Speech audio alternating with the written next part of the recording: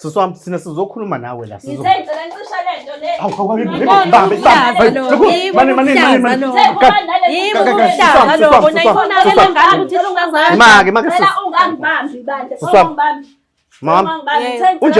Unjena nje vela kezwa akalaleli ayikho into engayikhuluma ngayo yikho nje ngize ngafuna usizo lwenu usungihlule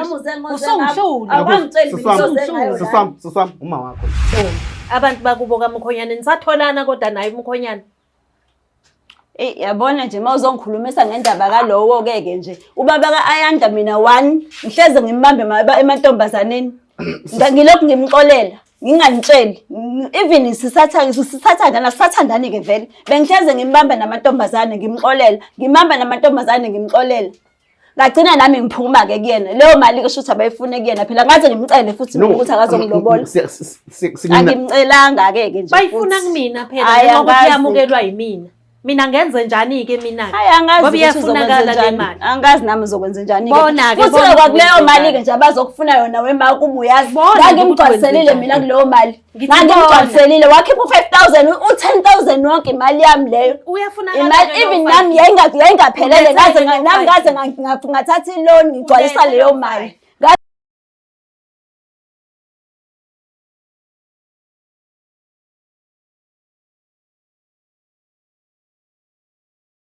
Wala Mzansi reality story igama lami ke umthokozisi utshitshela amajongosi into abayikhonja bakha ngelinhluna mhlophe ngaba mnyama ngabe yavelaphi bathi uskindi esincane esigqokwa ingane kuphela umuntu omdala akasigqoki wasigqoka sizomxeka vele wenze nje uthinte lenkinobho engezansi uvele usubscribe ukuze uthole konke amavideo anohlonzo.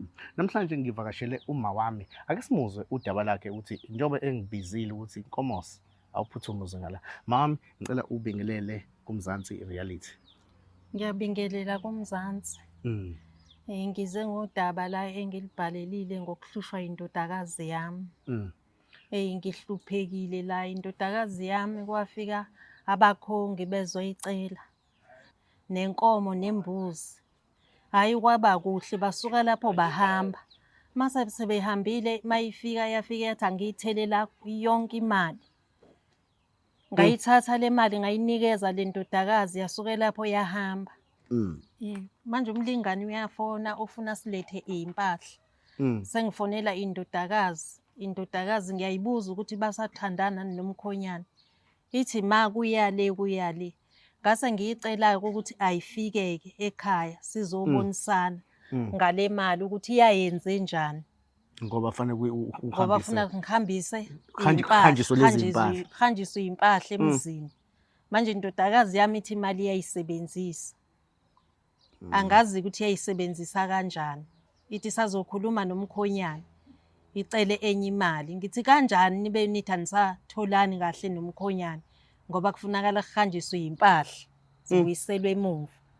Manje ngisenkingeni nale ndodakazi yikho ngibhalele ezwi kuMzansi reality. Okay mawami ngifuna ukuthi udaba lakho licaciseleke nakumbukele ekhaya. Ngiyakubona uyachaza undodakazi wafika kuzocelwa ne usho njalo ne